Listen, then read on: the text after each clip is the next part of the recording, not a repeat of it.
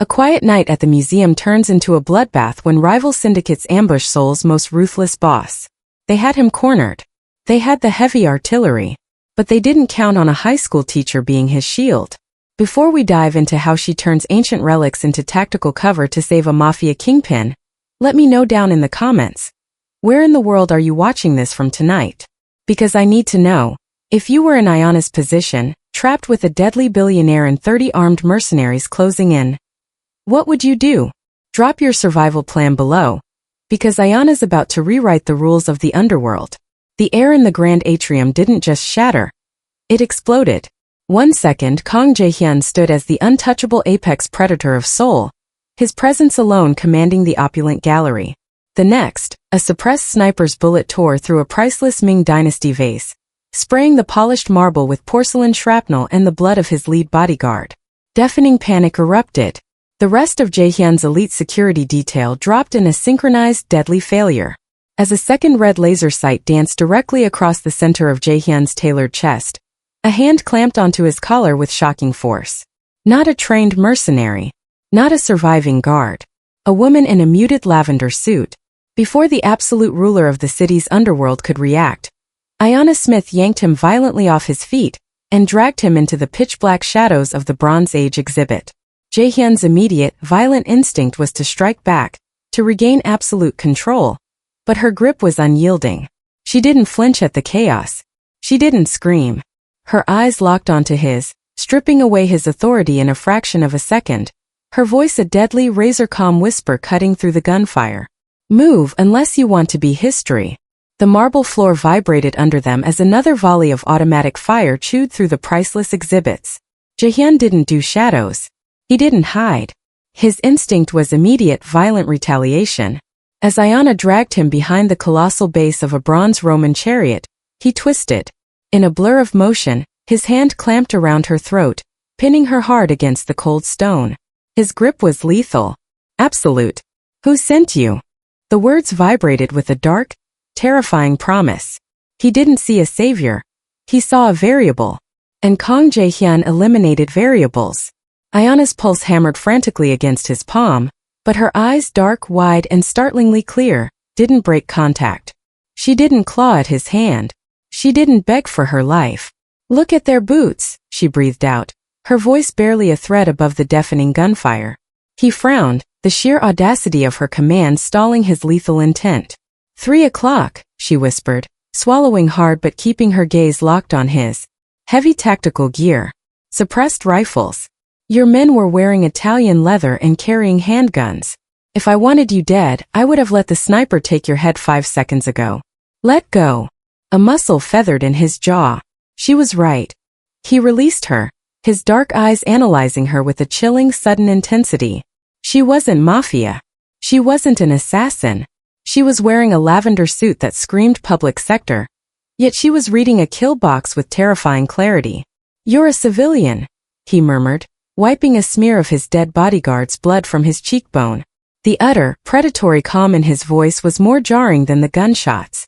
I'm a teacher, she corrected, sliding down to a crouch, her eyes scanning the flickering shadows of the gallery.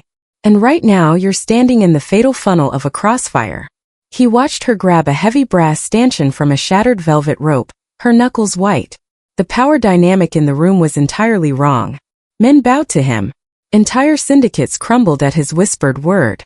Yet here he was in the dark, taking tactical cues from a woman clutching a museum prop. He stepped deeper into the shadows beside her, his physical presence overwhelming. A towering wall of bespoke wool, gunpowder, and ruthless authority. They are sweeping the perimeter, Jae-Hyun stated, his voice a low rumble. 30 men. Professional. This isn't a hit. It's an extermination. They're hurting us, Ayanna whispered. She pointed toward the grand exit. The mercenaries weren't shooting to kill anymore. They were shooting at the pillars, driving the remaining survivors toward the center atrium. We need the emergency exits. Now. Jae-Hyun nodded, stepping forward to reclaim the lead. But as he moved, a low mechanical grinding echoed through the cavernous hall. Jae-Hyun froze. Above the grand mahogany doors, the red emergency lights flared to life, bathing the ancient statues in the color of fresh blood. Clang. A massive 6-inch thick steel shutter plummeted from the ceiling, slamming into the marble floor with earth-shattering force. Clang! Clang! Down the corridors one by one the reinforced lockdown doors sealed shut. The exits vanished. The reinforced windows were entombed. The museum's automated security protocol had been triggered from the outside. The deafening gunfire abruptly stopped, leaving a heavy, suffocating silence inside the vault. Jae-Hyun turned slowly, the reality of the trap locking his expression into something utterly demonic. He looked down at the teacher who had just bought him another 10 minutes of life. They weren't just trapped. They were locked in a steel cage with 30 professional killers, and the hunt had just begun. The red emergency lights bathed the Greco-Roman wing in the color of a slaughterhouse. The silence was worse than the gunfire. It was the sound of professional hunters coordinating their sweep. Ayanna stepped out of her heels. The soft clink of the designer pumps hitting the marble felt deafening. "What are you doing?" Jae-Hyun's voice was a silken threat. He stepped into her personal space, his imposing frame blocking out the ambient light. He exuded an aura of absolute command, expecting immediate compliance. "Eliminating auditory footprints," she whispered, her bare feet pressing against the freezing stone. "We are in a fishbowl. Sound travels." He didn't care about her footwear. His hand reached inside his ruined bespoke jacket, pulling out a sleek, encrypted satellite phone. The screen cast a pale bluish glow across his sharp, unforgiving jawline. "I am calling my cleaners. You will stay behind that statue, keep your mouth shut, and pray they don't find you before my men breach those doors." Ayanna lunged. Her hand clamped over the glowing screen, pushing it hard against his chest. Jae-Hyun's free hand instantly shot to her throat. He didn't squeeze, but the warning was violently clear. The air between them crackled, heavy with the scent of gunpowder and cold, expensive cologne. "Remove your hand," he murmured. The temperature in the room plummeted. It was the voice of a man who dismantled empires before breakfast. Ayanna didn't flinch. Her pulse raced frantically beneath his fingers, betraying her physical fear, but her eyes were entirely composed. "If you make that call, we die," she stated. His grip tightened a fraction. "My encryption is military grade. And their jammer is localized," she countered instantly, her intellect slicing through his ego. "They sealed the exits. They cut the hard lines. If your phone even attempts to ping a satellite through a localized dead zone, their tech will isolate the exact coordinates of the signal. You aren't calling for backup. You're giving them our GPS." Jae-Hyun stared at her. The lethal edge in his dark eyes flickered. He was a master of the macro syndicate's supply chain's citywide warfare. But here, trapped in a confined space, this schoolteacher was thinking in micro-survival. She wasn't just surviving. She was outmaneuvering his assassins. Slowly, deliberately, he lowered the phone. The screen went black. He released her throat, the ghost of his touch lingering on her skin. "Inner-city lockdown protocols," Ayanna whispered, sensing the infinitesimal shift in his dominance. "You don't fight the breach. You vanish into the environment." She slipped past him, ghosting into the shadows of a towering glass display housing Edo period samurai armor. Jae-Hyun followed, his movements predatory and utterly silent. He watched the curve of her spine, the tension in her shoulders. She was soft flesh and bone, a civilian entirely out of her depth, yet she navigated the deadly terrain with a cold, calculated grace that rivaled his best soldiers. "Stay low," she breathed, pausing near a massive glass case containing a polished katana. Jae-Hyun didn't listen. His ego still demanded he hold the vanguard. He stepped past her, asserting his physical dominance, scanning the pitch-black corridor ahead. He didn't realize the fatal flaw in the architecture. Down the adjacent, intersecting hallway, a mercenary raised his suppressed rifle. The killer couldn't see them around the stone corner. But he didn't need to. Jae-Hyun's imposing, blood-spattered silhouette was perfectly reflected in the pristine glass of the samurai display. The mercenary smiled, and the unmistakable red dot of a laser sight crept slowly across the reflection of the kingpin's chest. The crimson settled perfectly over Jae-Hyun's heart in the glass reflection. He saw it a fraction of a second too late. His hand twitched toward his holster, but the angle was impossible. The mercenary was already rounding the marble pillar, finger tightening on the trigger. A shadow tore through the peripheral darkness. Ayanna didn't scream. She didn't warn him. She moved with a terrifying silent velocity, grabbing the solid granite base of a Mesopotamian sundial from a low pedestal. She swung it with the full momentum of her body. The heavy stone connected with the mercenary's throat just as the suppressed rifle coughed. Thwip! The bullet shattered the display case directly behind Jae-Hyun's skull, raining tempered glass over his broad shoulders. The mercenary collapsed with a sickening, wet crunch, the heavy granite crushing his windpipe. He hit the floor thrashing, desperately clawing at his ruined throat. Blood pooled rapidly across the pristine tiles, slick and black under the emergency lights. Then agonizing stillness. Ayanna dropped the blood-stained stone. Her chest heaved, her breath coming in ragged, shallow pulls. The muted lavender fabric of her suit was ruined, splattered with dark arterial spray. She stared down at the dead man, her hands trembling violently. Jae-Hyun didn't look at the corpse. He looked at her. He had expected her to break. He had expected the civilian facade to shatter into hysterics the moment she took a life. Instead, he watched the tremor in her hands slowly, deliberately halt as she forced her knuckles into tight, white-knuckled fists. She closed her eyes, swallowed hard, and buried the trauma deep. When she opened them again, the fear was gone. Only ice remained. The annoyance that had coiled in Jae-Hyun's chest dissolved, replaced by something far more dangerous. Dark, consuming fascination. She was a beautifully wrapped paradox, soft enough to teach history, lethal enough to execute a trained killer without hesitation. He had the angle, she whispered, her voice rough. You were dead. You hesitated, Jae-Hyun murmured, his voice a dark velvet purr. He stepped over the body, invading her space until the scent of iron and expensive scotch wrapped around her. You could have struck the temple. Instant death. You chose the throat. You wanted him to suffocate. I chose the largest target in the dark, she snapped back, refusing to shrink away from his towering frame. Don't project your sadism onto my survival. A slow, predatory smirk touched the corner of his mouth. She didn't cower. She bit back. He knelt beside the dead man, expertly patting down the tactical vest. He bypassed the spare magazines and reached directly for the encrypted comms unit strapped to the mercenary's chest. Pulling the earpiece free, he pressed it against his own ear. Ayanna watched the blood drain entirely from the Mafia boss's face. The absolute, terrifying control that defined Kang Jae-Hyun fractured.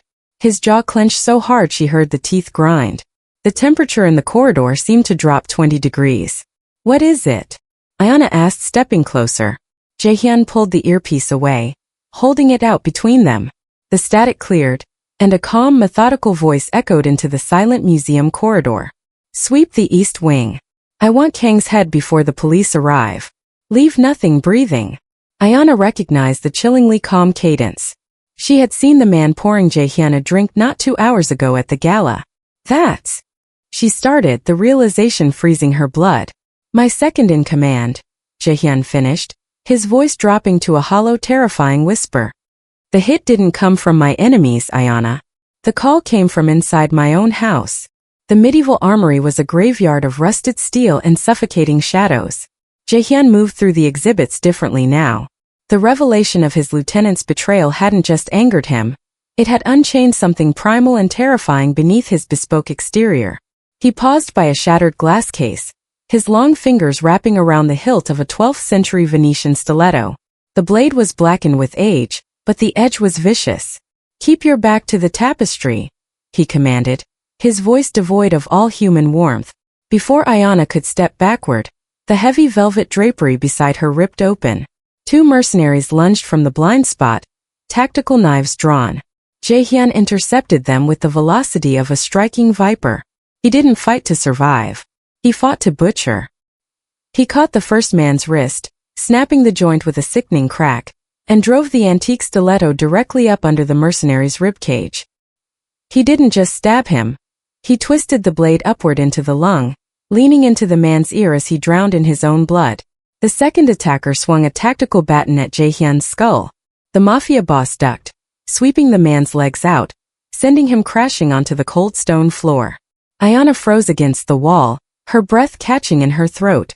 Jae-Hyun pinned the man beneath his knee. He didn't rush the kill. He took his time, staring down with eyes that were utterly hollow, dragging the edge of the blade across the man's carotid artery. The spray of crimson coated Jae-Hyun's pristine cuff. He watched the life leave his enemy's eyes with a chilling aristocratic calm. Ayanna pressed a trembling hand to her mouth. She had struck a man to save a life. Jae-Hyun was executing them to feed a monster. The polished, controlled billionaire she had protected was gone. In his place stood the true apex predator of Seoul's underworld.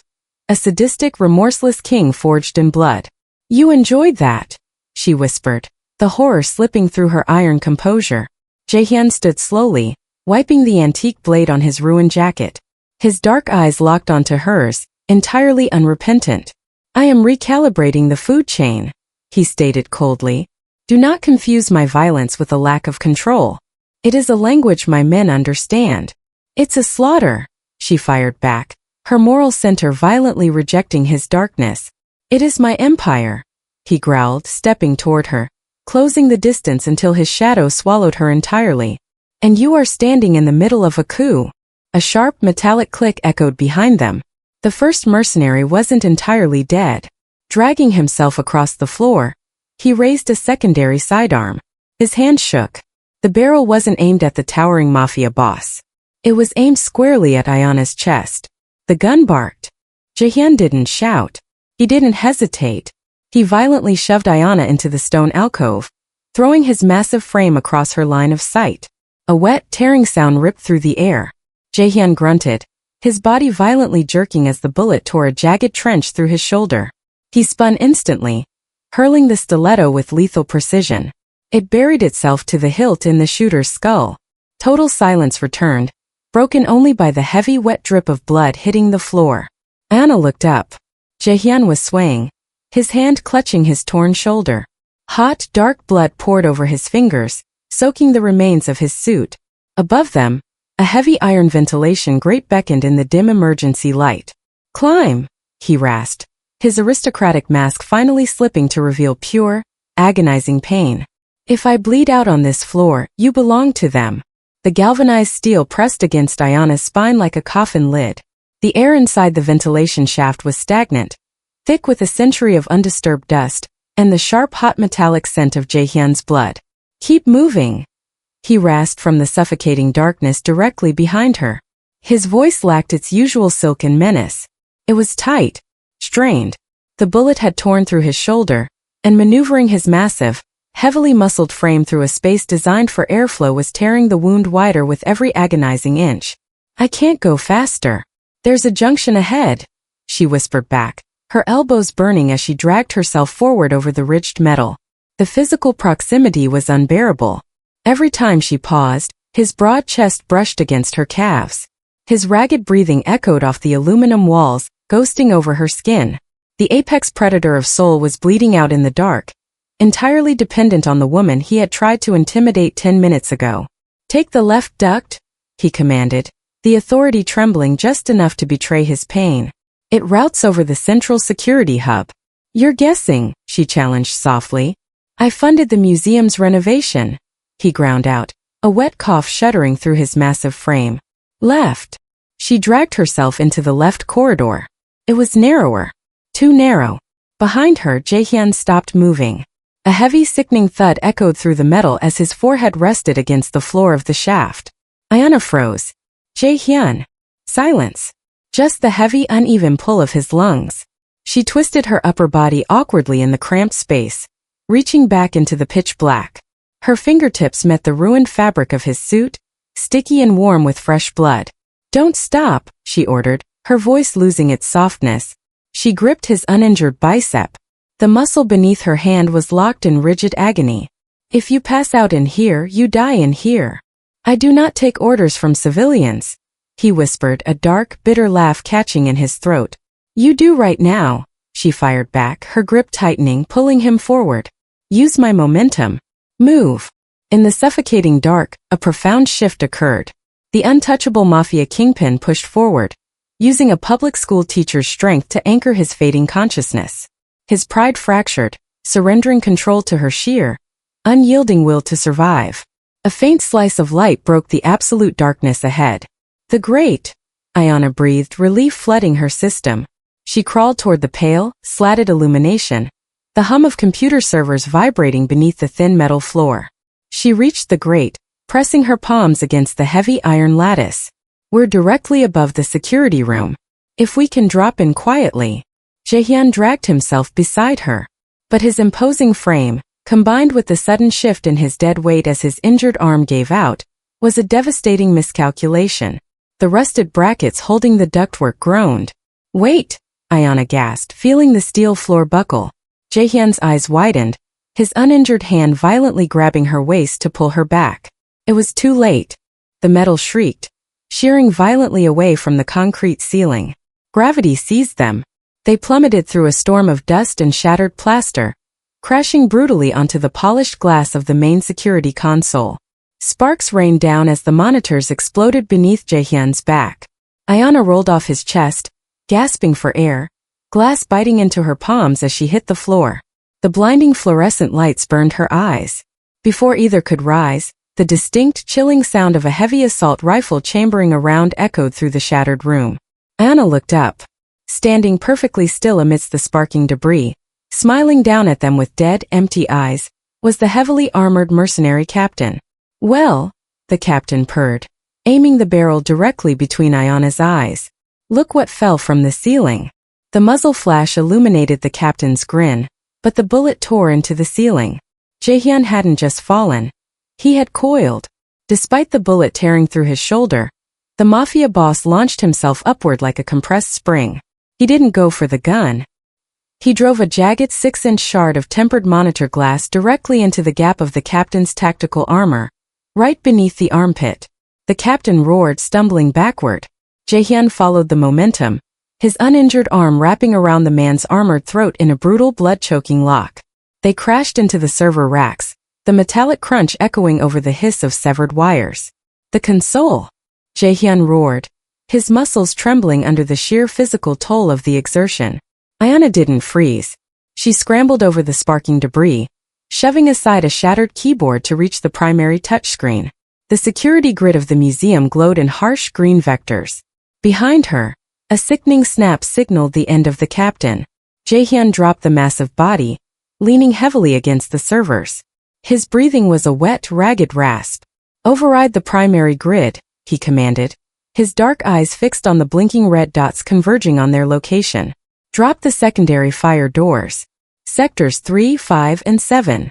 Her fingers flew across the glass. The heavy hydraulic thuds of reinforced steel slamming shut echoed through the walls. On the screen, the red dots abruptly stopped. They were caged. They're sealed in the ancient history wing. Ayanna breathed, a surge of adrenaline masking her exhaustion. We have a clear path to the loading dock. Jae-Hyun stepped behind her. The heat of his body, radiating violence and adrenaline, pressed into her personal space. His bloody hand slammed onto the console, leaving a crimson smear inches from her fingers. Command prompt, he ordered, his voice devoid of humanity. Engage the halon fire suppression system in those sectors. Ayanna's hand stopped. She stared at the flashing prompt on the screen. Halon displaces oxygen, she stated, her voice tight. It suffocates fires. And everything breathing inside it, Jae-Hyun confirmed, his tone absolute. Execute the command. Ayanna turned her head. He was inches away, his striking face a mask of aristocratic cruelty. He wasn't asking. He was demanding a mass execution. No. The single word hung in the stifling air. Jae-Hyun's eyes darkened to pitch. They are assassins, Ayanna. They came from my head. If you leave them breathing, they will regroup. We have an exit, she countered, her spine straightening against the edge of the desk. She refused to be intimidated by the lethal predator standing over her. I trapped them. We won. I am not pressing a button to gas 20 men to death. This is not a classroom, he hissed, his jaw clenching. This is a war. You do not negotiate with rabid dogs. You put them down. Press the button or I will. He reached for the screen. Ayanna moved faster, her hand clamping fiercely over his bloody wrist. The physical contact shocked them both. The absolute ruler of Seoul's underworld was being physically restrained by a woman who refused to surrender her soul to his darkness. If you want to be a monster, do it on your own time, she whispered fiercely. But you are not turning me into one. He stared at her, the sheer brazen defiance fracturing his anger. She wasn't just surviving him, She was challenging the very foundation of his ruthless existence. Before he could rip his arm away, the main console flashed a violent, blinding crimson. Warning. Thermal anomaly. Sector 3. Ayanna looked at the camera feeds. The mercenaries weren't trying to breach the steel doors. They were pouring industrial accelerant over the 3,000-year-old papyrus exhibits. A mercenary struck a flare and tossed it. The screen whited out in a massive fireball. They aren't trying to get out, Jae-Hyun realized. The lethal calm returning to his voice as thick, black smoke began pouring aggressively through the ventilation shafts directly above them. They're burning the museum to the ground to smoke us out. The Eastern Antiquities corridor was no longer a museum. It was an incinerator. Black oily smoke poured from the ceiling vents, banking down the walls in thick, suffocating waves. The heat was a physical entity, blistering the exposed skin on Ayanna's arms. Stay low, she choked out, tearing a strip of fabric from her ruined suit jacket and pressing it over her mouth. Jae-Hyun moved a fraction of a second behind her. His breath was a wet, ragged rattle, his injured shoulder bleeding sluggishly, yet he remained an imposing, terrifying shadow at her back. He wasn't barking orders anymore. He was conserving his lethal energy, entirely anchored by her forward momentum. They breached the central atrium. The wooden scaffolding of a half-finished restoration project was fully engulfed, transforming the grand hall into a towering cage of fire. Ayanna's eyes darted through the flames, calculating the physics of the inferno. The service stairwell. Behind the Byzantine pillars. It leads straight to the roof. Move, Jae-Hyun commanded, his voice tight. They sprinted into the maze of fire. The roar of the blaze was deafening, swallowing the sound of their footsteps. Directly above them, the structural integrity of the ceiling gave way. A massive flaming cedar beam snapped with the concussive force of a bomb. It plummeted from the shadows, a ton of burning timber dropping directly toward Ayanna's blind side. Jae-Hyun didn't calculate the odds. He didn't weigh her tactical value as a hostage or a guide. The cold, sociopathic strategist vanished, overridden by an explosive primal instinct. He lunged. His uninjured arm wrapped violently around her waist, tackling her to the cracked marble floor. He twisted them mid-air, forcing her down and throwing his massive frame entirely over hers just as the beam shattered against the ground inches away. The impact sent a shockwave through the stone. A shower of blinding orange embers rained over Jae-Hyun's broad back. He let out a guttural, terrifying grunt of sheer agony as the radiant heat scorched his flesh, but his body remained an immovable, unyielding shield over hers. Ayanna opened her eyes, gasping. The fire raged in a deadly halo around them, but beneath him she was untouched. His face was inches from hers. The cold, aristocratic mask was gone. His dark eyes were wild, dilated, searching her face with a violently possessive terror. He wasn't looking at the exit. He was only looking at her. Are you burned? He demanded, his voice dropping to a jagged, desperate rasp. She shook her head, her pulse hammering against her ribs. The air between them suddenly felt infinitely hotter than the burning museum. The apex predator had just laid his life down for a civilian. The shift in his stare was unmistakable, tectonic, and dangerous. She was no longer just an asset. She was his to protect. Get up, he growled, hauling her to her feet, his grip on her hand bruising and absolute.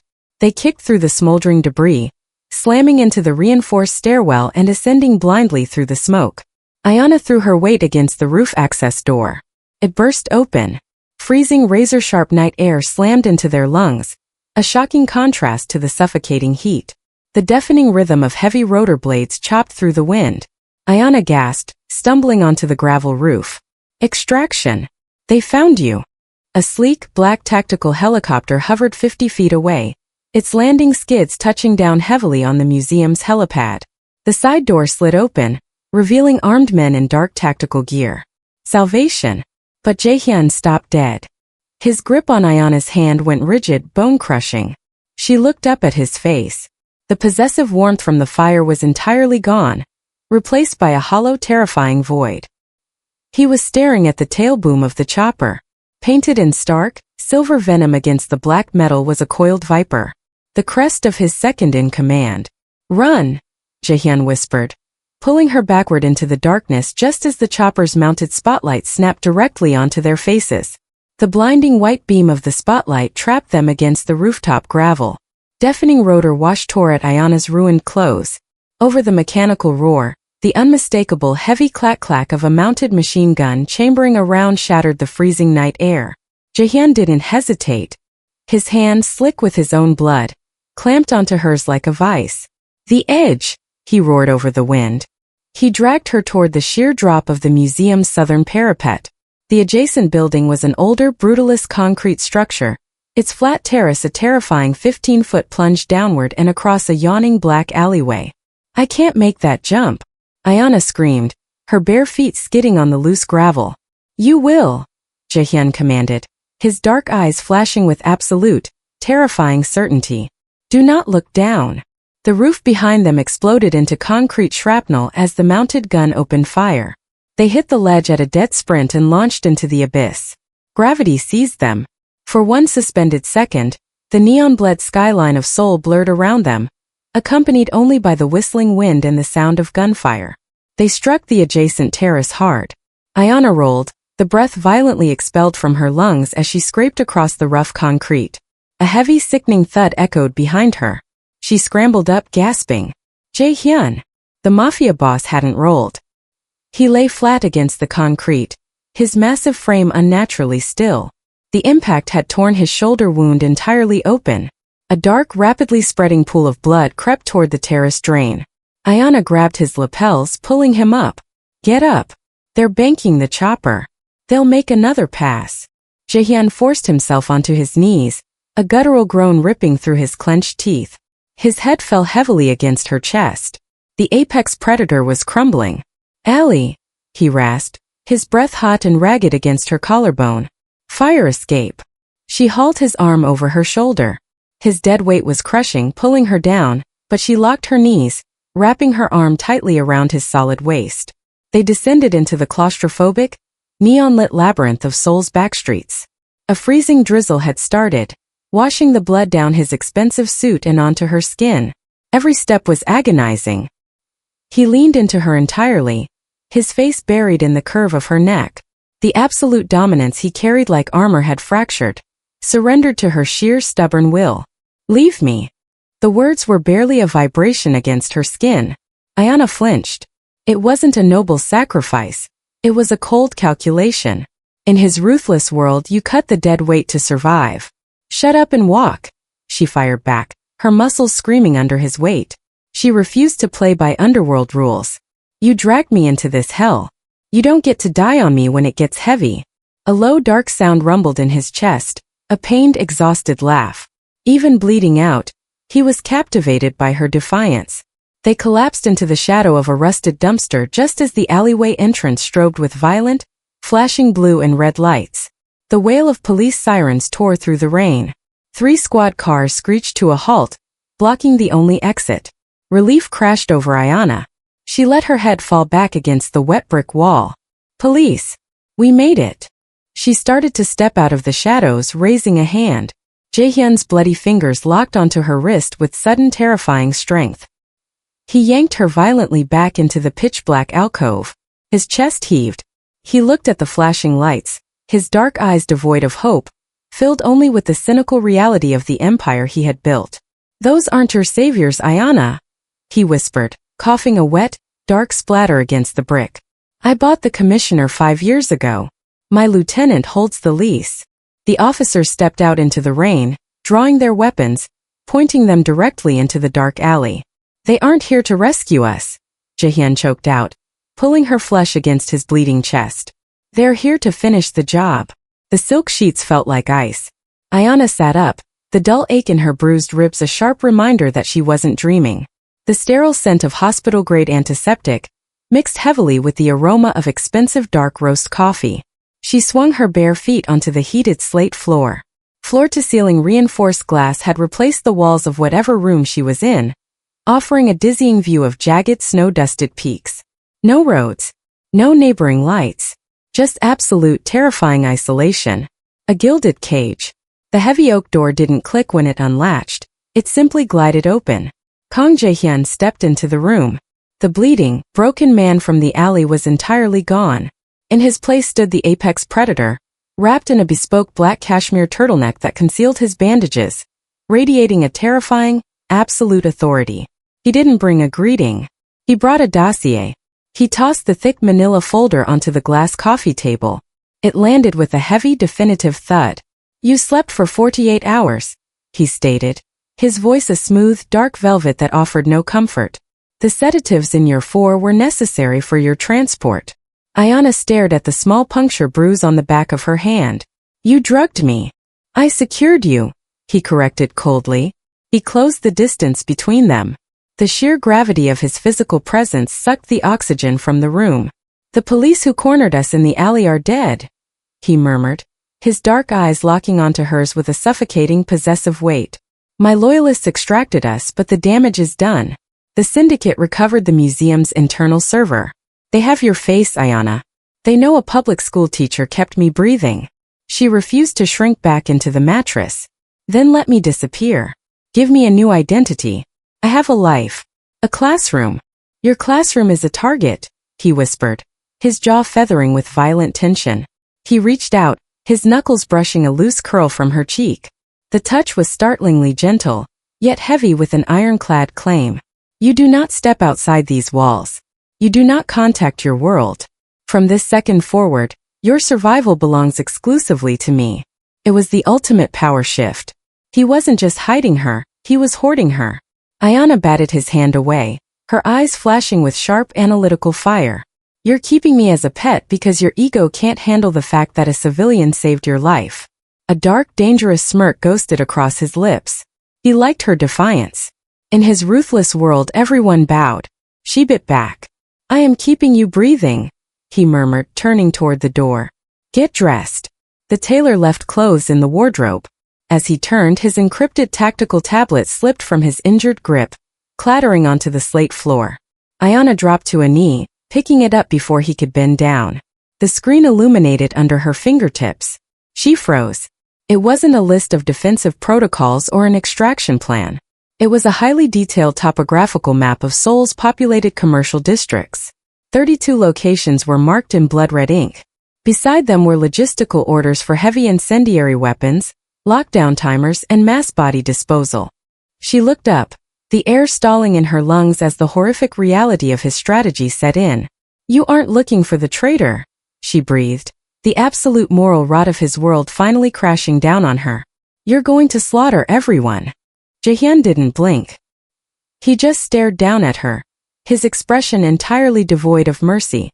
"By midnight," he promised, his voice devoid of all humanity, "the streets of Seoul will run black with their blood." The heavy oak doors of the war room didn't just open. They rebounded off the stone walls. 6 hardened syndicate capos turned instantly, the collective metallic shing of weapons clearing leather echoing through the cavernous space. Ayanna stepped into the thick haze of cigar smoke and bloodlust. She wore the black silk trousers and fitted cashmere sweater the tailor had left, but she didn't look like a captive dressing for her master. She looked like a judge stepping into a courtroom. She marched straight to the massive mahogany table and slammed the encrypted tablet down. It slid across the illuminated holographic map of Seoul, stopping inches from Jae-Hyun's glass of bourbon. "A citywide massacre isn't a strategy," Ayanna stated, her voice cutting through the lethal silence. "It's a tantrum." The temperature in the room plummeted. Jae-Hyun stood at the head of the table. He didn't blink. He didn't reach for his weapon. His dark eyes locked onto hers, an unreadable pitch-black ocean of calculation. "You are trespassing, Ayanna," he murmured, the dark velvet of his voice vibrating with a terrifying, coiled warning. A scarred capo to his left stepped forward, his hand gripping a heavy sidearm. "You let a civilian breathe our air, boss, and she spits in your face. Give the word. I'll cut her tongue out." Ayanna didn't even look at the capo. Her eyes remained fiercely anchored to Jae-Hyun. "You're reacting, not thinking," she challenged, stepping closer to the apex predator, entirely ignoring the guns pointed at her spine. "Your lieutenant orchestrated a surgical hit at the museum. He is methodical, patient. He didn't take your throne today, so he wants you to burn Seoul tonight." Jae-Hyun tilted his head, the faintest shadow of dangerous curiosity crossing his stoic features. "Explain. If you slaughter 32 rival outposts blindly, the other syndicates won't fear you. They will unite against you.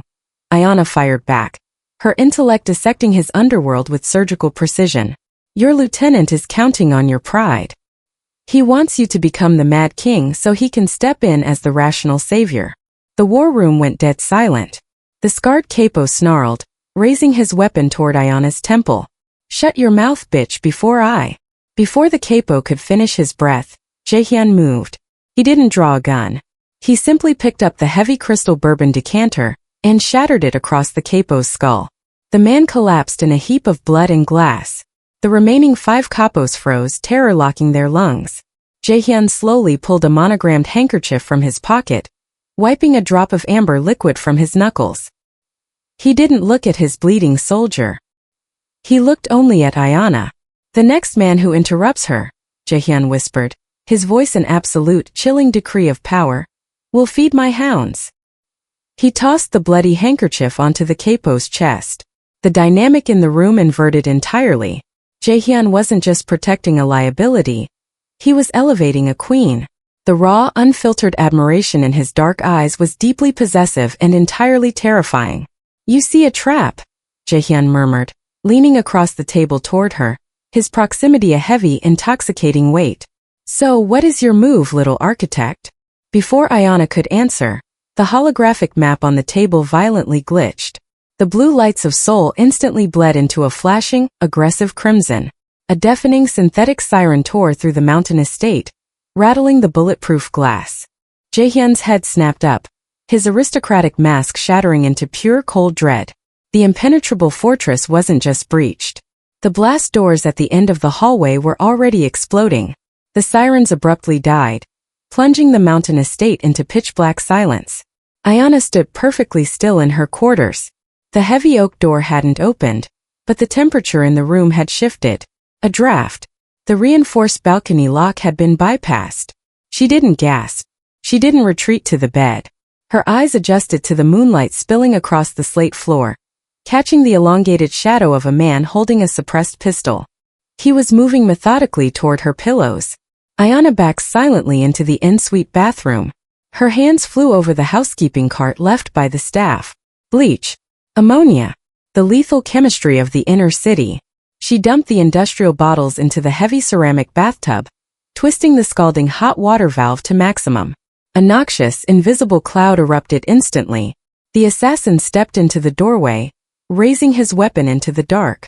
Ayanna threw a wet towel over her face and slammed her shoulder into his chest, shoving him forward into the toxic plume. Before he could regain his footing, she ducked out and violently pulled the heavy, airtight reinforced glass door shut. The lock engaged with a heavy thud. Inside the glass cage, the assassin immediately dropped his gun, clawing desperately at his throat as the chloramine gas seared his lungs. He thrashed against the glass, his eyes wide with suffocating panic. The main bedroom door exploded off its hinges. Jae-Hyun stormed in, a silhouette of pure, unfiltered violence.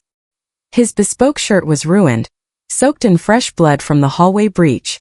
He scanned the empty bed, raw panic flashing across his stoic features before his eyes locked onto Ayanna standing safely by the bathroom. The absolute terror in his chest instantly morphed into sadistic rage. He stalked toward the glass door, drawing a serrated tactical blade from his waist. He breathed your air, Jae-Hyun whispered, his voice vibrating with a terrifying demonic promise. I am going to peel the skin from his bones. He reached for the electronic override. Ayanna caught his wrist. Her grip was small, but entirely unyielding. Pain won't make him talk, she stated, her voice tight but composed. Look at him. He's low-tier muscle. Expendable. But look at his left hand. Jae-Hyun's dark eyes flicked to the man thrashing inside. A cheap, tarnished gold band wrapped tightly around his ring finger. He's fighting to breathe, not to fight back, Ayanna analyzed, her intellect neutralizing the Mafia boss's bloodlust. He took a suicide mission for a payout. Threaten him with pain, he'll die silent. Threaten his family's payout and he'll break. Jae-Hyun stared down at her. The sheer terrifying brilliance of her mercy stopped his blade. She wasn't asking him to be soft. She was teaching him how to be a king without acting like a butcher. He punched the override code. The door slid open, venting the gas. The assassin collapsed onto the slate floor, gasping violently. Jae-Hyun stepped over the man, crouching with dark aristocratic grace. "Your lieutenant," Jae-Hyun murmured, his voice a cold, calculating purr. "Give me his coordinates, or I will ensure the bank seizes the life insurance policy you just died to give your wife." The assassin choked, his spirit instantly shattering under the psychological weight. The docks. Pier 44. He's loading the gold. Jae-Hyun stood victorious. He had his war. But the assassin let out a wet, raspy laugh, blood bubbling past his lips. He looked past the towering kingpin, locking eyes with the teacher. "He's at the docks." The assassin wheezed, a cruel smile twisting his pale face. "But the strike team, they didn't come for you tonight, little bird. They went to your school." The assassin's dying laugh echoed off the slate walls. For a man who controlled half the city's underground GDP, the choice was mathematically impossible. Pier 44 held the syndicate's gold reserves, the lifeblood of Kang Jae-Hyun's empire. Losing it meant losing his crown. Jae-Hyun didn't even blink. He keyed the encrypted comms unit on his lapel, his voice a terrifying pitch-black void. "Abandon the docks. Reroute the strike teams to the inner city. Anyone who approaches the academy does not leave breathing." Ayanna froze. The heavy, toxic air of the bathroom suddenly felt thin. "Your entire financial network is at Pier 44. If you leave it unguarded, your empire collapses tonight." Jae-Hyun stepped over the dead assassin, his dark eyes locking onto hers with a possessive weight that bordered on madness. The calculating strategist was gone. Only the apex predator remained. "My empire," he whispered, stepping into her space until the scent of gunpowder and expensive cologne overwhelmed her, "means nothing if your world burns. Let them have the gold. They cannot have you." The power shift was absolute. Ayanna wasn't just a liability to manage anymore. She had become the center of his gravity. 10 minutes later, a fleet of armored black SUVs tore through the rain-slicked streets of Seoul.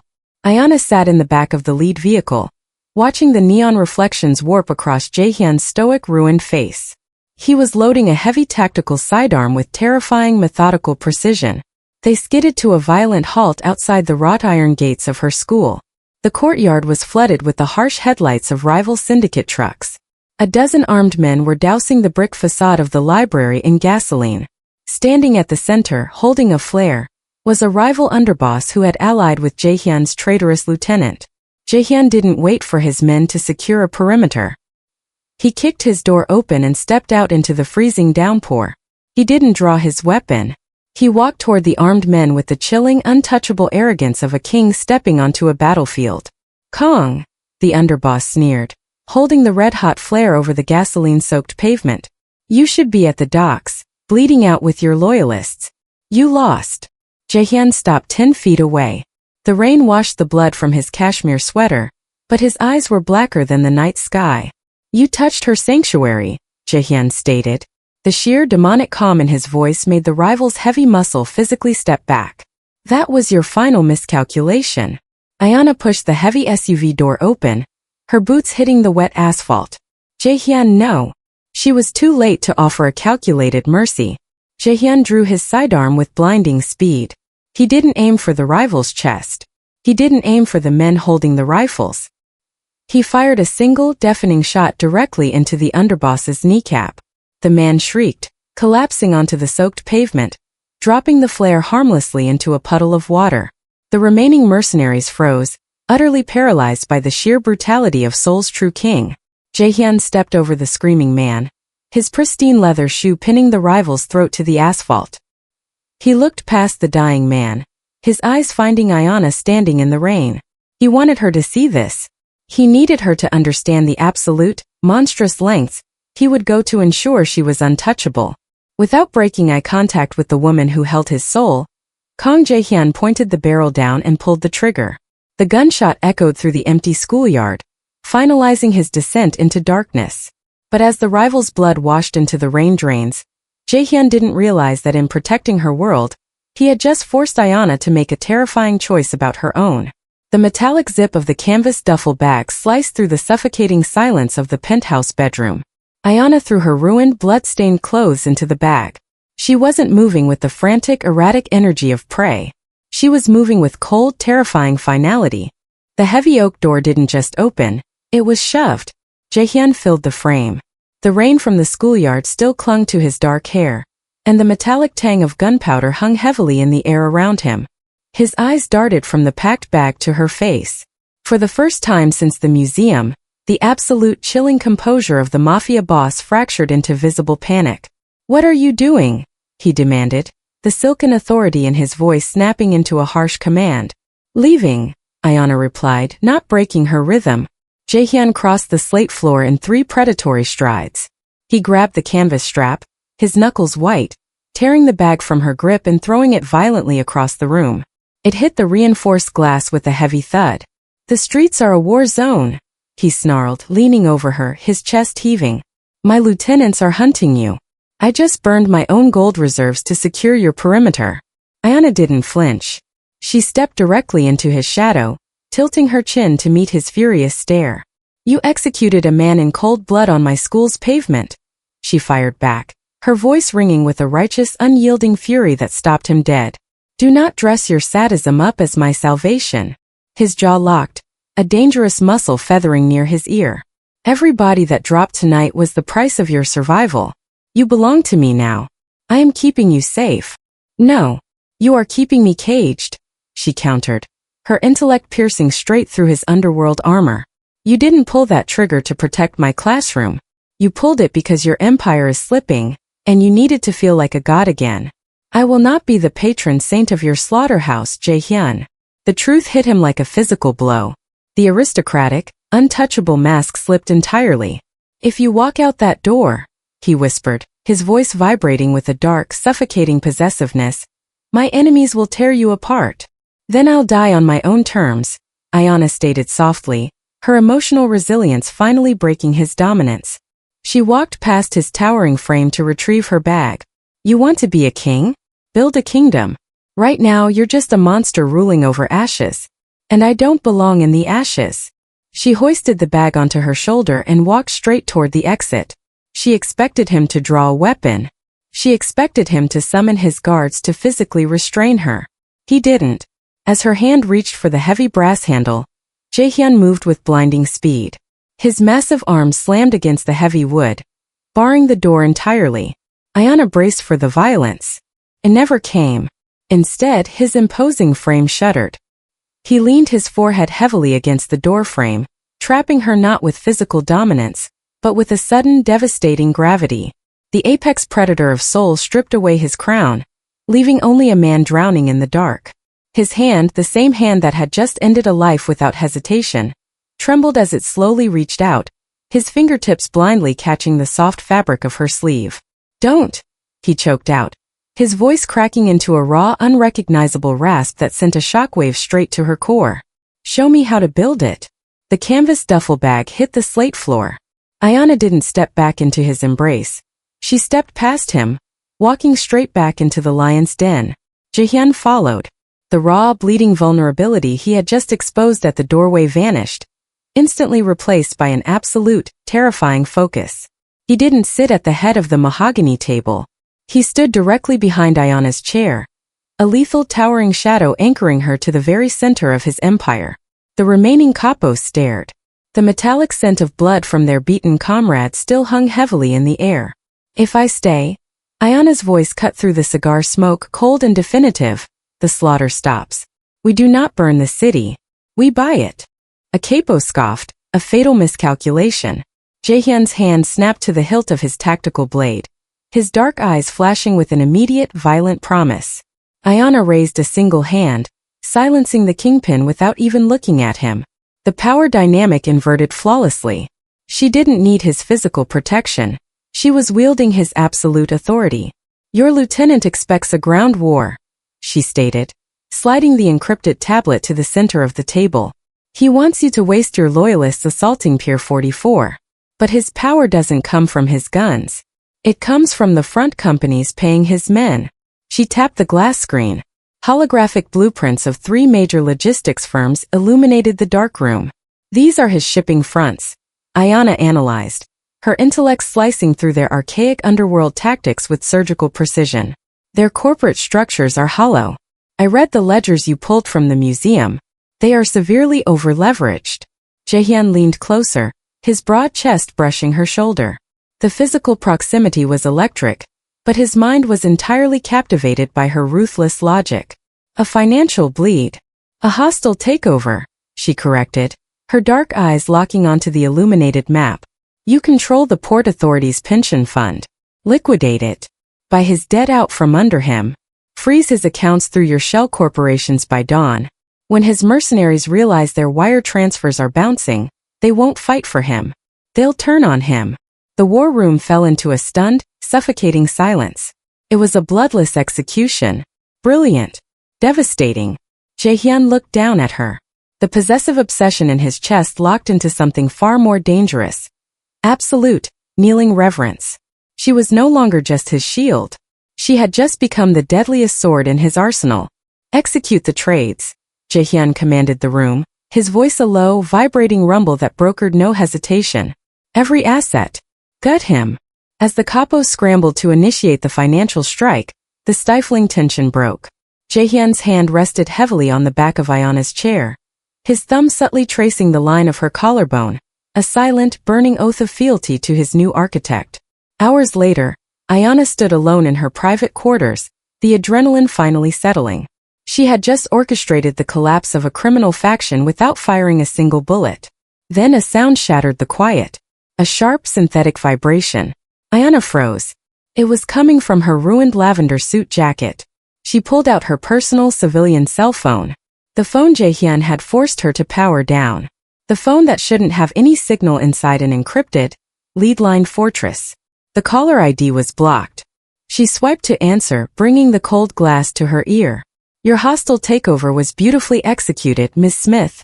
A chilling, sophisticated voice purred through the speaker. But Kang Jae-Hyun is playing checkers. I am playing chess. Walk out the back gate in 5 minutes alone, or I detonate the bombs currently wired beneath your students' desks.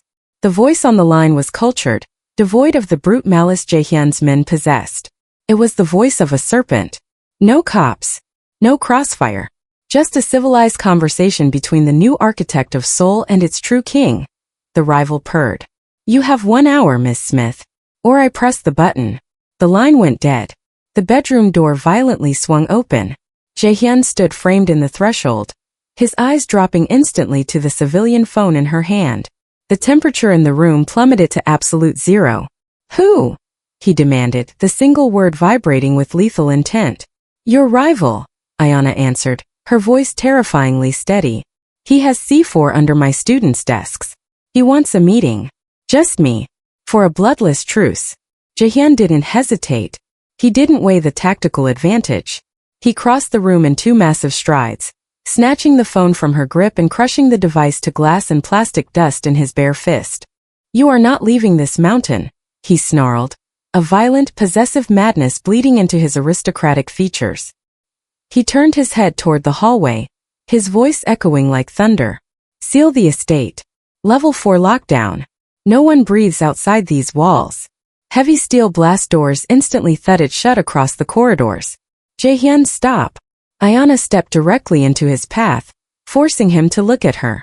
He has my students. If you breach his compound to hunt him, he detonates the school.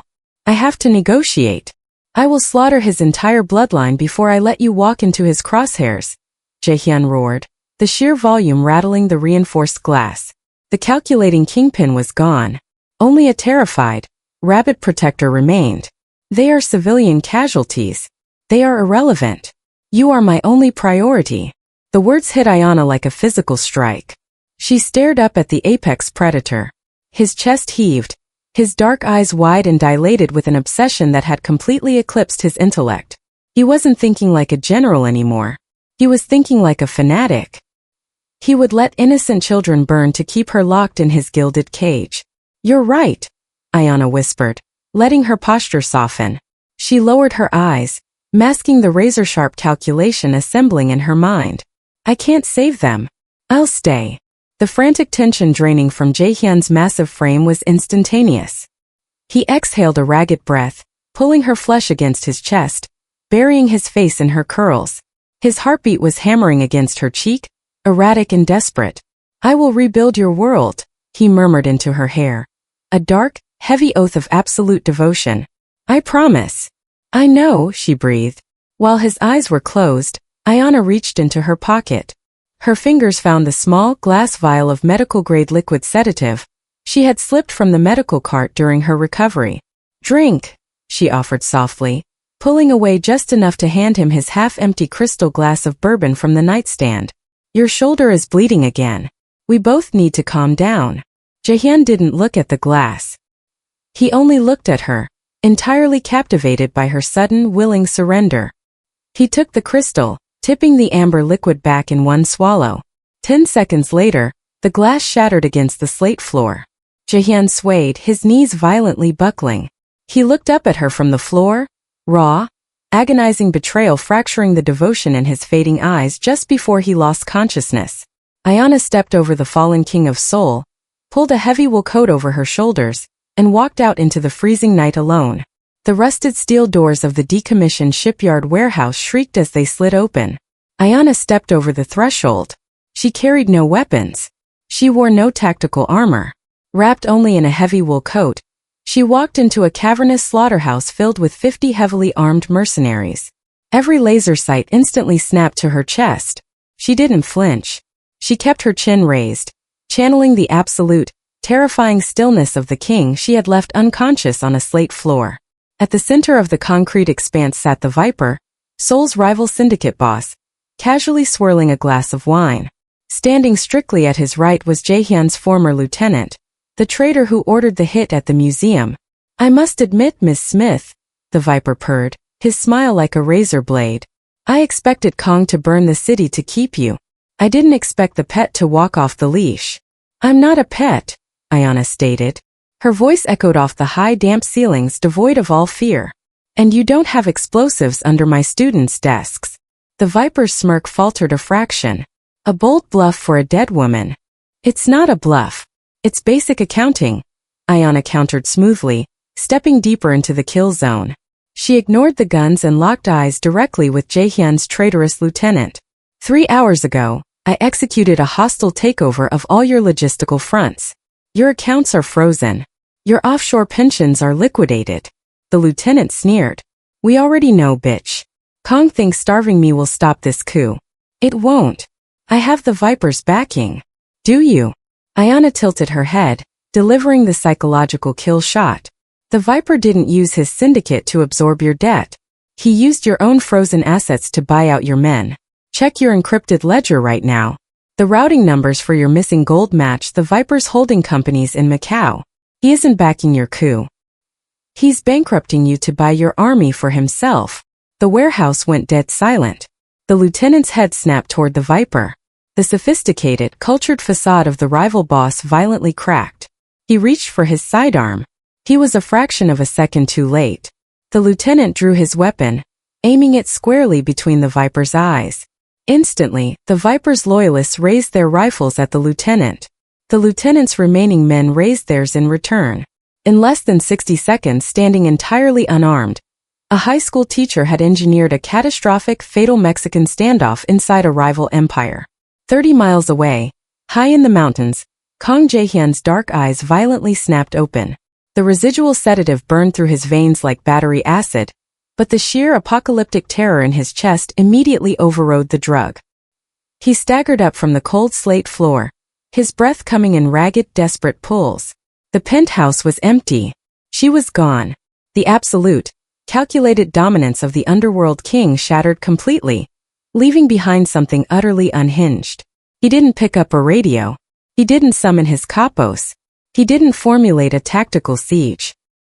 He stalked into his private armory, his eyes pitch black and soulless. He strapped a heavy Kevlar vest over his bleeding shoulder, loaded 3 tactical sidearms, and slung a fully automatic rifle over his back. He was going to become the monster she despised, because if they touched a single hair on her head, he wasn't just going to kill them. He was going to erase their entire bloodline from history. Outside the shipyard warehouse, the deafening roar of a 5-ton armored truck violently tearing through the reinforced steel gates shattered the night. The devil had arrived, and he brought hell with him. The concrete floor violently shuddered as a 5-ton armored truck annihilated the shipyard's reinforced steel gates. Inside the cavernous warehouse, The fragile Mexican standoff Ayanna had engineered instantly detonated. The Viper's loyalists opened fire on the lieutenant's mercenaries. Ayanna didn't scream. She dropped low, her hands gripping the underside of the massive, steel-framed negotiation table. With a sharp tactical heave, she flipped the heavy metal upward. It crashed onto its side, forming an impenetrable steel barricade just as a hail of automatic crossfire shredded the air where she had stood. She wasn't hiding. She was calculating. Through the deafening chaos, the main loading bay doors exploded inward. Kang Jae-Hyun stepped through the wreckage. He was a terrifying apocalyptic force of nature. His bespoke cashmere was gone, replaced by heavy tactical Kevlar slick with fresh rain and rival blood. He didn't issue commands. He simply raised his assault rifle and began systematically dismantling the Viper's front line. Every pull of the trigger was a brutal, merciless execution.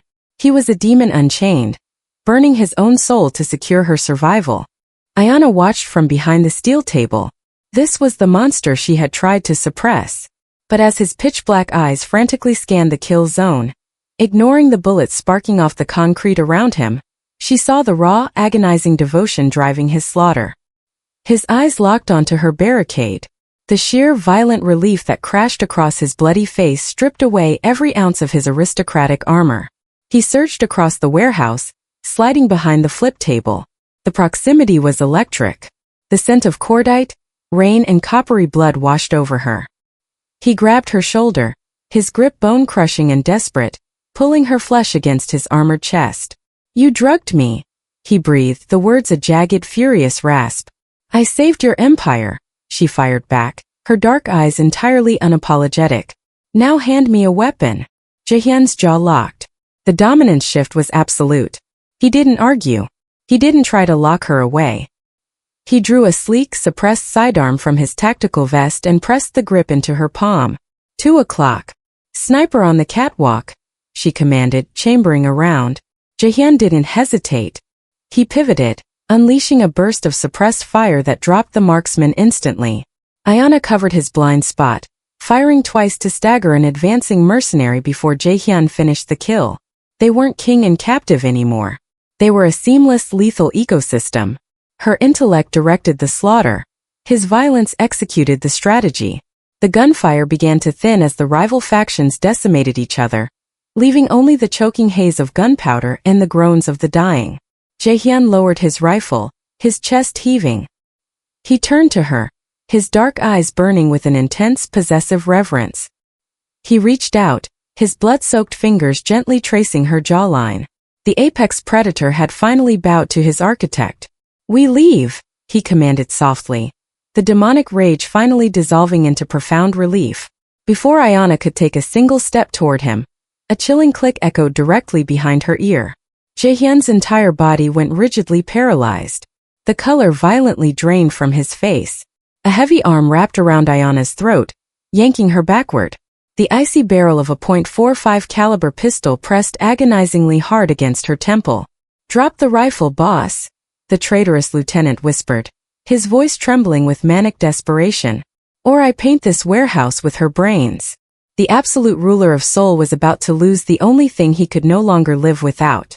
The steel of the .45 caliber barrel bit into the soft skin of Ayanna's temple, cold and unforgiving. The cavernous warehouse was suddenly entombed in silence, save for the crackle of a dying fire and the ragged, panicked breathing of the traitor. "Drop it, Kang," the lieutenant hissed, his forearm crushed against Ayanna's windpipe, his voice cracking under the apocalyptic weight of his failed coup. "Drop the rifle or she dies right here." Jae-Hyun stopped breathing. The demonic rage that had just decimated a private army vanished, replaced by an absolute, paralyzing terror. He didn't look at the gun. He looked strictly into Ayanna's eyes, searching for a fracture in her resilience. "You have no leverage," Jae-Hyun stated. The words were steady, but the dark velvet of his voice vibrated with a terrifying, suppressed panic. "If you pull that trigger, I will keep you alive for a year. Every second will be pure agony. You think I care about tomorrow?" The lieutenant let out a wet, manic laugh. He pressed the barrel harder, forcing Ayanna's head to tilt awkwardly. "My accounts are zeroed. My army is bleeding out on this floor. You and your little architect took my future. So now I take your soul." Ayanna swallowed the rising bile. She didn't struggle against the chokehold. Her mind raced, analyzing the violent tremor in the lieutenant's arm and the frantic dilation of his pupils. Jae-Hyun, Ayanna choked out, her voice remarkably composed despite the crushing pressure on her throat. He's running on pure adrenaline and spite. He has nothing left to lose. He won't honor a deal. Shut your mouth. The lieutenant yanked her violently backward. Ayanna gasped as her boots scraped the concrete. He glared at the apex predator standing 10 feet away. The crown, Kang. Right now. I want your weapons. I want your signet ring. And I want you on your knees. To rule Seoul's underworld, Kang Jae-Hyun had stripped himself of all mercy. He had built his blood-soaked empire on the absolute, uncompromising law that he bowed to no one. Men died for merely looking at him too long. But as he looked at the woman who had dragged him through the fire, the woman who had refused to let him remain a monster, the arithmetic of his dark world completely shattered. Jae-Hyun's fingers uncurled. The heavy tactical assault rifle hit the blood-slicked concrete with a deafening clatter. He reached to his vest, drawing his dual sidearms. He tossed them aside. They slid to a halt near the lieutenant's boots. No, Ayanna whispered, the horror of his absolute surrender breaking her stoic facade. Jae-Hyun, don't. Do not give him your life. Jae-Hyun ignored her plea. He kept his dark, agonizingly tender gaze locked onto hers. Slowly, deliberately, the untouchable king of Seoul lowered himself. His knees struck the ruined floor. He pulled the heavy gold signet ring from his finger, the very symbol of his dynasty, forged in blood, and threw it into the dirt. It was the ultimate breaking of pride. A complete, unreserved sacrifice. The empire is yours, Jae-Hyun murmured, his voice entirely devoid of ego. Only pure, devastating devotion remained in his pitch-black eyes. Let her walk out of this warehouse, and my life is yours to take. The power dynamic of the entire city shifted in a single heartbeat. The lieutenant stared down at the kneeling kingpin. A slow euphoric grin spread across his face. He had won. He had broken the unbreakable Kang Jae-Hyun. A beautiful sentiment, boss, the lieutenant mocked, his eyes gleaming with malicious triumph. Truly poetic. Ayanna squeezed her eyes shut, her heart hammering against her ribs as the cold metal dug deeper into her skull. But a new king can't afford to leave loose ends, the traitor whispered into her ear. The lieutenant laughed, a cruel, echoing sound that filled the graveyard of the warehouse, and pulled the trigger. The metallic click was the loudest sound in the world. No explosion. No blood. Just the hollow, pathetic snap of a hammer striking empty air. The lieutenant froze, his manic laughter dying in his throat. His bloodshot eyes darted to the chamber of his weapon. Panic bleeding into his expression. He frantically pulled the trigger again. Click. Click. Ayanna didn't gasp. She didn't tremble. She simply lowered her chin and slowly opened her left hand. A tiny grease-stained cylinder of machined steel dropped from her palm, clattering against the concrete floor. The firing pin from his signature .45 caliber.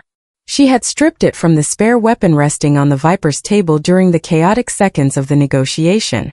A new king, Ayanna whispered, her voice entirely devoid of mercy, should always check his armory. The lieutenant's eyes widened in sheer apocalyptic horror. He shoved Ayanna away, scrambling desperately for the backup weapon strapped to his ankle. He didn't make it. Kang Jae-Hyun didn't just rise from his knees, he eradicated the space between them. The fallen kingpin launched forward with the terrifying velocity of a coiled viper. He didn't bother retrieving his discarded firearms. Jae-Hyun's heavy hands clamped around the traitor's skull. A single violent, remorseless twist. The sickening crack of cervical bone echoed off the corrugated metal walls, slicing through the ringing silence of the warehouse. The lieutenant crumpled to the floor, lifeless before he even hit the blood-slicked concrete. Jae-Hyun didn't look down at the corpse. He spun to Ayanna, his massive chest heaving violently against his Kevlar vest. His pitch-black eyes scoured her face, searching for a wound, a fracture, any sign that he had failed her. Finding none, he grabbed the sides of her face, crushing his lips to her forehead. It wasn't a kiss of dominance. It was a breathless, staggering prayer. You stripped the pin, he breathed, his voice breaking under the agonizing weight of his devotion. I told you, she replied fiercely, gripping his thick wrists to ground him. We don't burn the city. We outsmart it. Before Jae-Hyun could respond, the wail of 100 sirens pierced the thin metal walls. Violent, flashing blue and red lights bled through the shattered loading bay doors, painting the graveyard of the syndicate in the blinding colors of the law. The heavy, rhythmic thump-thump-thump of police choppers vibrated through the roof, kicking up the ash of the burning crates. Jae-Hyun stepped back, looking at the massacre surrounding them. His empire of ash. The gold was gone. His loyalist army was decimated. He looked down at his blood-soaked hands, then back to the woman who had systematically dismantled his darkest instincts. He finally understood. Kang Jae-Hyun, the untouchable warlord of the underworld, had to die on this concrete floor. The violence that built his throne was a poison that would eventually consume her. To keep her, he had to build a world where she didn't have to dismantle guns to survive. They aren't on my payroll anymore, Jae-Hyun stated. The chilling aristocratic calm returned to his voice, but it was fundamentally different. Cleansed. The commissioner will send his tactical units. They will shoot everything that moves to bury this coup.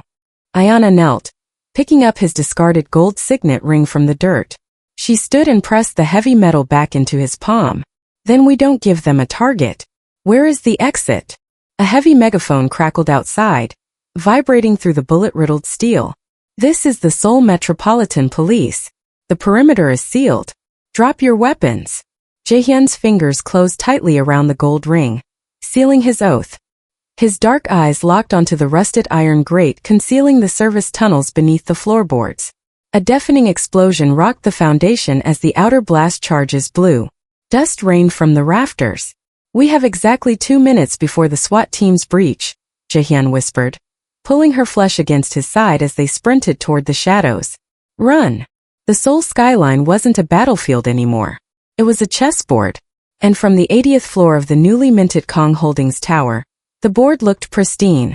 Sunlight poured through the floor-to-ceiling bulletproof glass, banishing the shadows of the underworld. At the head of the 50-foot mahogany table sat Ayanna. She didn't wear muted lavender anymore. She wore a sharply tailored midnight blue suit, her posture radiating an untouchable, calculated authority. The high school teacher was dead. The architect of Seoul's most ruthless corporate monopoly had taken her place. Standing at her right shoulder was Kang Jae-Hyun. He wore a flawless charcoal bespoke suit, the fabric hiding the jagged scar on his shoulder. He had surrendered his illegal empire, liquidating the blood money to build a legitimate global conglomerate. But as his dark eyes locked onto the sweating banking executives across the table, the apex predator was unmistakably present. He didn't need a gun to execute a man anymore. He used her ledgers. Your supply chain is compromised, gentlemen, Ayanna stated, her voice a smooth, lethal blade that cut through the boardroom's heavy silence. She didn't look at the projection screen. She looked directly into the eyes of the opposing CEO. You over-leveraged your assets in Macau. You thought hiding the debt in offshore shell companies would protect you from a buyout. The CEO swallowed hard, loosening his silk tie. Miss Smith, the regulatory boards will never approve a hostile takeover of. They already did, Jae-Hyun interrupted. His voice was a dark, vibrating rumble that instantly suffocated the executive's defiance. Jae-Hyun didn't raise his voice. He didn't reach for a weapon. He simply rested his large hand on the back of Ayanna's leather chair. The gesture was fiercely possessive, a silent warning that challenging her intellect meant triggering his absolute wrath. She filed the acquisition papers at dawn, Jae-Hyun murmured, his aristocratic mask flawless. You no longer own your company. You are currently trespassing in my building. Leave. The executives scrambled, terror replacing their corporate arrogance. They fled the boardroom, the heavy mahogany doors clicking shut behind them. Silence descended. Jae-Hyun stepped around the chair. He didn't sit. He leaned over the table, trapping Ayanna between his arms, his broad chest inches from her face. The cold, corporate warlord vanished, leaving only raw, burning devotion. 6 months, he whispered, his gaze dropping to her lips before catching her dark eyes. You promised me a kingdom without the ashes. You over-delivered. Ayanna reached up, her fingers tracing the sharp line of his jaw. The tension between them was electric, forged in the fires of a burning museum and solidified in the heights of the city. He had broken his pride for her. She had built a dynasty for him. We just started, she breathed, the power dynamic entirely equal. Before he could close the distance, a faint, unnatural scraping sound echoed from the entrance. Jae-Hyun's head snapped toward the door, his eyes instantly darkening to pitch. The protective violence he had buried flared to life in a terrifying heartbeat. He stepped in front of Ayanna, shielding her as he approached the entrance. There was no breach, no gunman, just a single thick parchment envelope resting on the pristine marble floor. It had been slid beneath the door. Jae-Hyun picked it up. His jaw locked with bone-crushing force.